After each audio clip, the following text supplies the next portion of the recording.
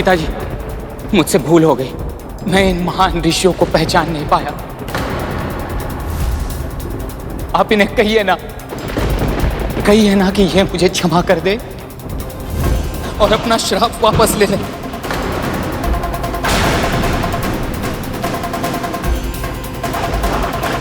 कहिए ना पिताजी। इसकी चिंता तुम्हें श्री विष्णु के परम भक्त वाल्कीली ऋषियों का अपमान करने से पहले करनी चाहिए थी।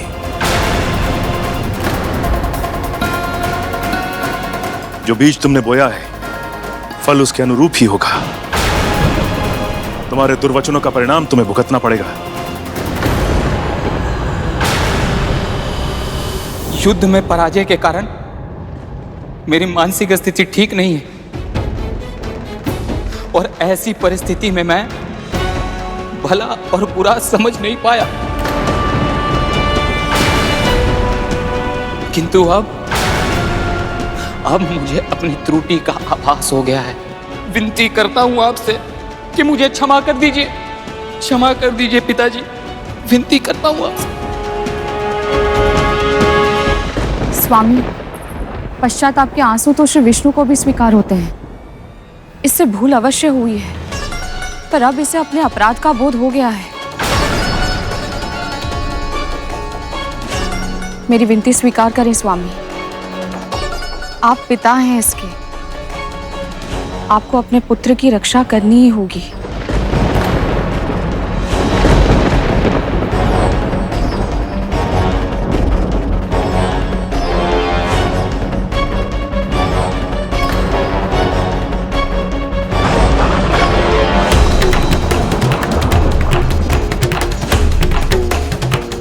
ऋषिवर, मुझे ज्ञात है कि मेरे पुत्र का अपराध क्षमा के योग्य नहीं है, और मुझे यह भी ज्ञात है कि आपका दिया हुआ श्राप अब वापस नहीं लिया जा सकता।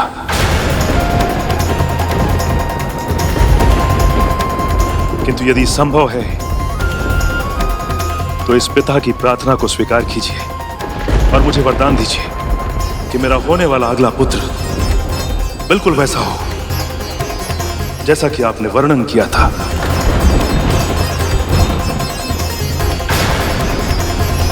किंतु उसका राज्य क्षेत्र पाताल और स्वर्ग ना, अपितु आकाश हो।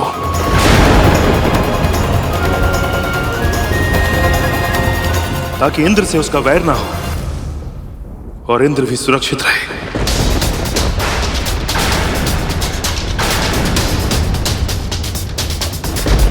हम आपका अनुरोध अस्वीकार कैसे कर सकते महर्षि? भगवान विष्णु के प्रताप से होने वाली आपकी संतान का वर्चस्व संपूर्ण आकाश में स्थापित होगा।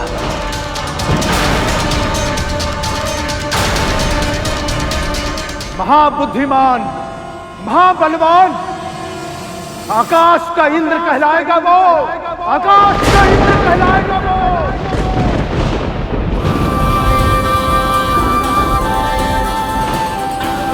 भगवान विष्णु के प्रताप से होने वाली आपकी संतान का वर्चस्व संपूर्ण आकाश में स्थापित होगा। महाबुद्धिमान, महाबलवान, आकाश का इंद्र कहलाएगा वो। मेरे तो सारे पुत्र हो चुके हैं, दीदी के भी हो चुके हैं, तो फिर ये किसके पुत्र की बात कर रहे हैं?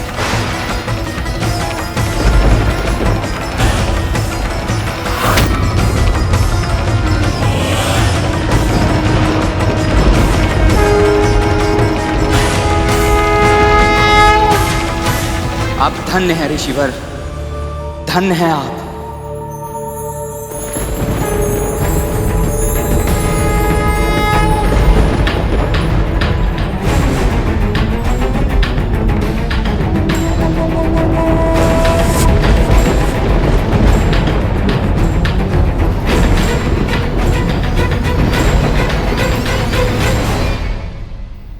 इन सभी घटनाओं का प्रभाव विंता मां पर धीरे धीरे गहराता जा रहा था। ईर्ष्या, असुरक्षा और निराशा उनके विश्वास को धीरे धीरे नष्ट करने लगी थी, और ऐसे में कद्रू मां ने अपना अंतिम दांव खेला। बस करो।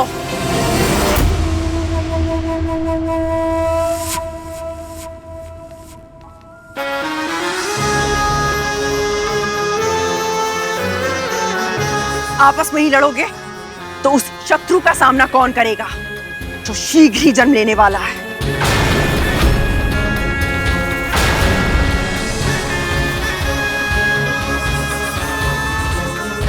किसकी मृत्यु ने पुकारा है मां? कौन है वो मूर्ख जो हमारा सामना करने का दुस्साहस करेगा मां? विंता एक बार फिर से जीत गई। सिद्ध ऋषियों का वरदान है कि तुम्हारे पिता का होने वाला अगला पुत्र आकाश का इंद्र बनेगा और वो अदिति के पुत्र इंद्र से 1,000 गुना अधिक शक्तिशाली होगा। अब केवल विंता के डिमो का परिपक्व होना शेष है। इसका अर्थ यह है कि वो महाशक्तिशाली आकाश का सम्राट कोई और नहीं, विंता का होने वाला पुत्र ही होगा।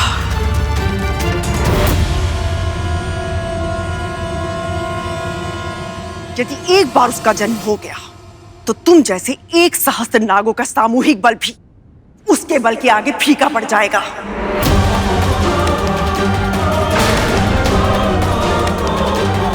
आप व्यर्थ की चिंता कर रही हैं मां। एक तो क्या, 1,000 इंद्र भी जन्म क्यों ना ले ले, कद्रु पुत्र तक्षक को कोई पराजित नहीं कर पाएगा। आत्मविश्वास आवश्यक है पुत्र, किंतु उसकी अति प्राणघातक हो सकती है। अपने शत्रु से झगड़ा करने से अच्छा है कि कुछ ऐसा करो कि तुम्हारा शत्रु जन्म ही ना ले पाए।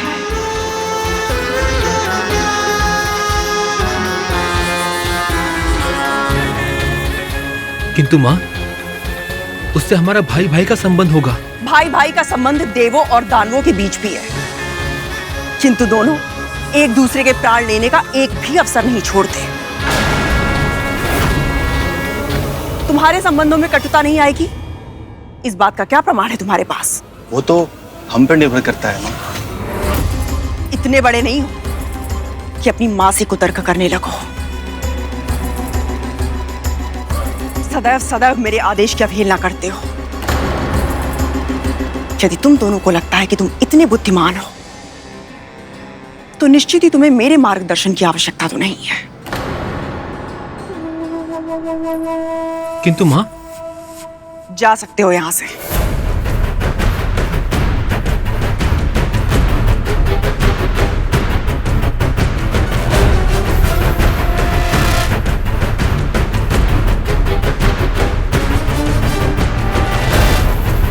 यदि तुम्हें इस समस्त संसार का विजेता बनना है तो तुम्हें आकाश के इंद्र को जन्म लेने से रोकना होगा।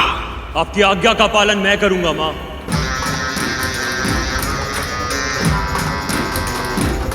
अभी जाकर उन डिमों को निकल जाऊंगा मैं। रुको कालिया, इस कार्य को तुम जितना आसान समझ रहे हो ये उतना ही कठिन है। विंता के सतीत्व की शक्ति और श्राप के सामर्थ्य से यदि तुम्हें भय नहीं लगता ना, तो ये तुम्हारी मूर्खता है। समझदारी इसी में है कि हम स्वयं उसके डिमों को नष्ट नहीं करेंगे।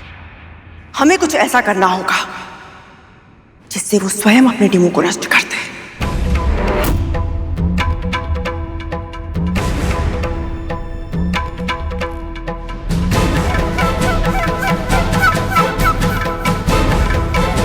हमें ये कार्य बल से नहीं,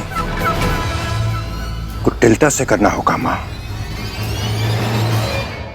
तुम सबके साथ देखकर विंता को ईर्ष्या होती है मुझसे। उसकी इसी दुर्बलता को बढ़ाना होगा, उसकी आशा को निराशा में बदलना होगा। फिर देखना, विंता स्वयं ही अपने डिमों को नष्ट कर देगी। परंतु मां, ये सब होगा कैसे?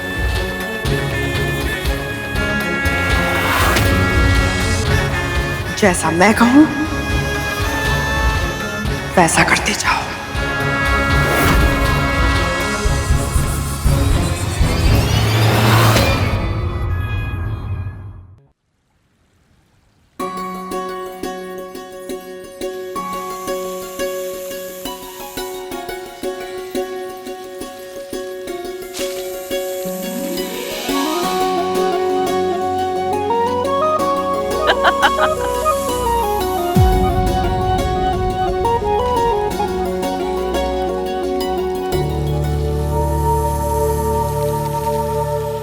सत्य कहा है सभी ने, अपने पुत्रों के साथ समय बिताने से बड़ा और कोई आनंद नहीं है संसार में।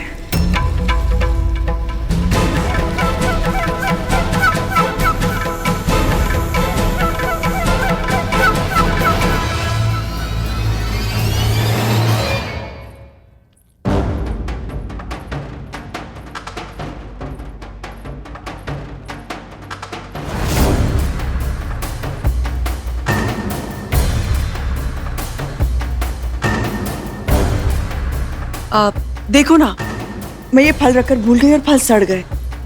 एक फल के कारण सारे फल अनुपयोगी हो गए, सब फेंकने पड़ेंगे। माँ, यदि फल 2 दिन में सड़ जाते हैं तो डिम कितने दिन में सड़ता है?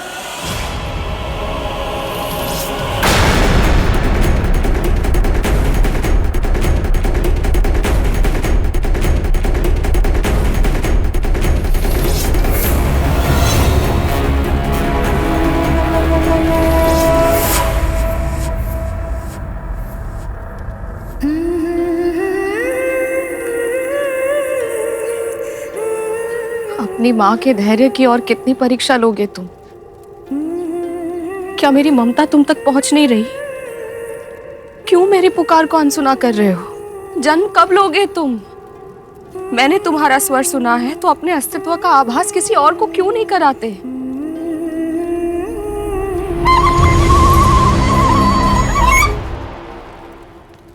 तक्षक भैया, इस मुरली से इतनी मधुर ध्वनि कैसे निकलती है? बांस जितना खोखला होता है ना, उसकी ध्वनि उतनी ही मधुर होती है कालिया। अच्छा, फिर तो छोटी माँ के इन डिमों से और भी मधुर ध्वनि निकलेगी। समय के साथ इन सभी घटनाओं का प्रभाव विंता माँ पर गहराता जा रहा था। ईर्ष्या, असुरक्षा और निराशा उनके विश्वास को धीरे धीरे नष्ट करने लगी थी। ऐसे में कद्रू माँ ने अपना अंतिम दांव चला।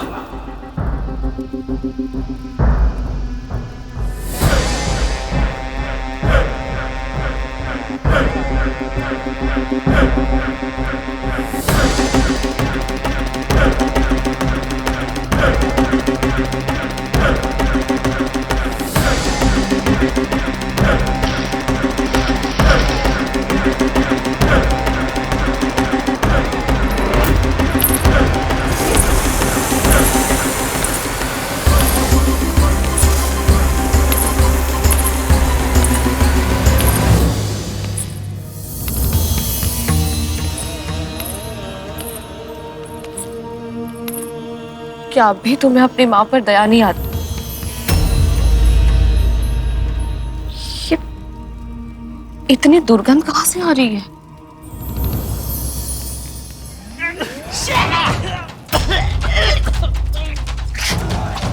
अरे छोटी माँ, ये सड़ांग कैसी है? हमसे ये दुर्गंध सहन नहीं हो रही है।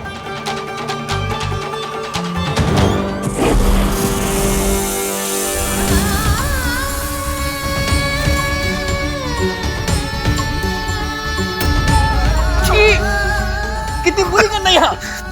शीघ्र ही लौट चलो भूतंदी सरकोटा, यहाँ तो सांस तक लेना असंभव है।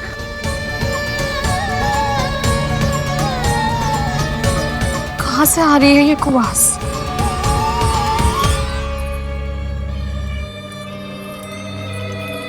तुम ऐसी भीषण दुर्गंध कैसे सहन कर पा रही हो? चलो मेरे साथ, अस्वस्थ हो जाओगी तुम। नहीं दीदी, मुझे मेरे पुत्रों को देखना है। क्यों? क्या तुम्हें भी लगता है तुम्हारे डिम सड़ गए हैं? वैसे ईश्वर ना करे पर सड़ ही गए होंगे, नहीं तो इतनी आसानी दुर्गंध कहाँ से आती? विशेष पुत्र पाने की इच्छा में तुमने कुछ अधिक ही प्रतीक्षा कर ली है, क्योंकि स्वाभाविक जन्म होता तो अब तक हो गया होता ना।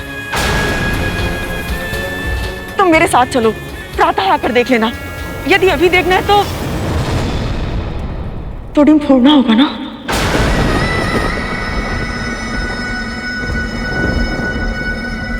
नहीं दीदी, मैं यहाँ से नहीं जाऊंगी।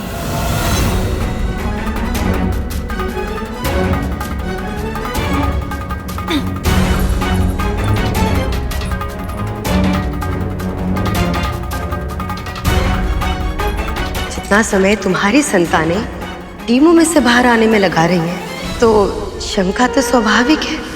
कहीं ऐसा तो नहीं विंता कि तुम्हारे डीम सड़ गए हो?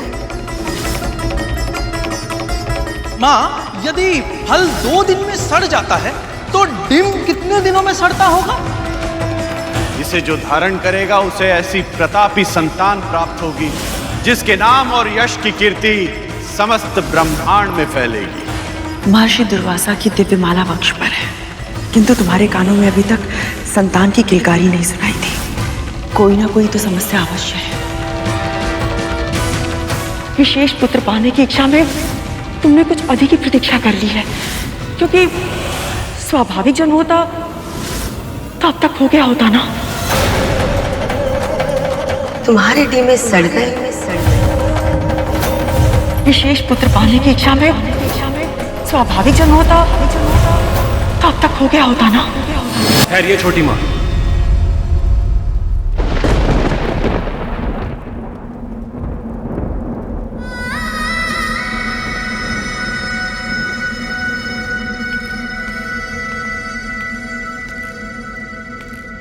धैर्य रखिए छोटी माँ, आपके डिम बिल्कुल ठीक है।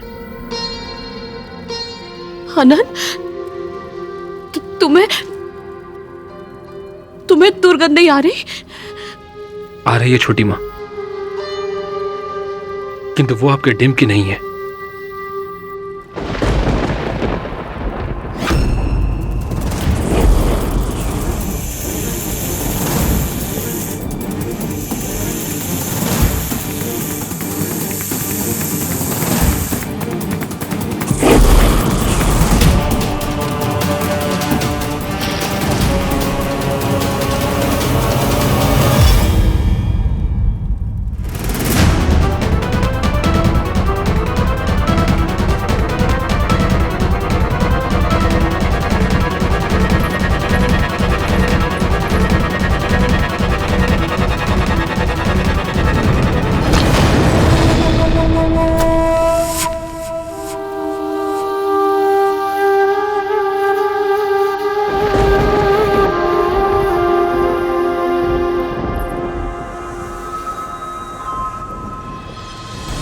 अनंत, मुझे समझ नहीं आ रहा मेरे डिम परिपक्व क्यों नहीं हो रहे।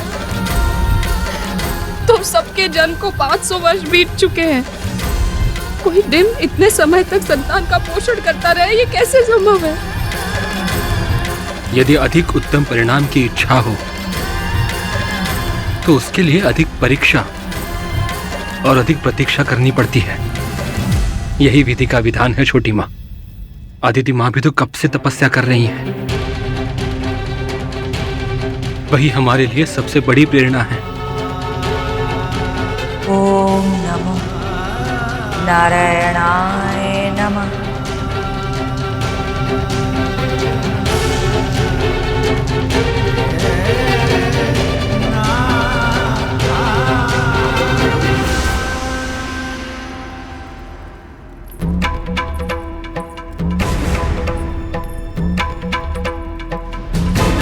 दीदी, गंध मेरे डिमों में से नहीं आ रही थी। मेरे डिम ठीक है।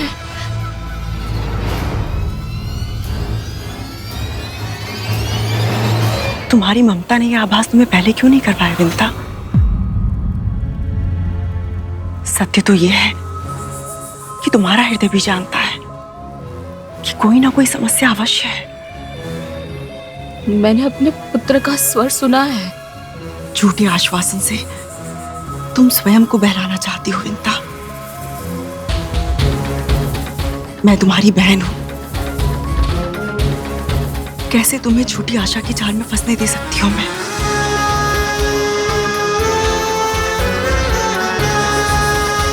तो मैं क्या करूं दीदी? यदि ये सब आपके साथ हो रहा होता तो आप क्या करती?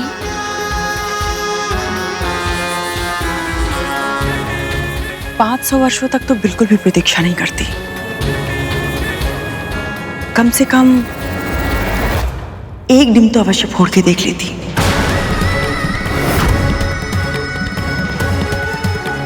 कि उसके भीतर संतान है भी या नहीं। एक डिम तो अवश्य फोड़ के देख लेती।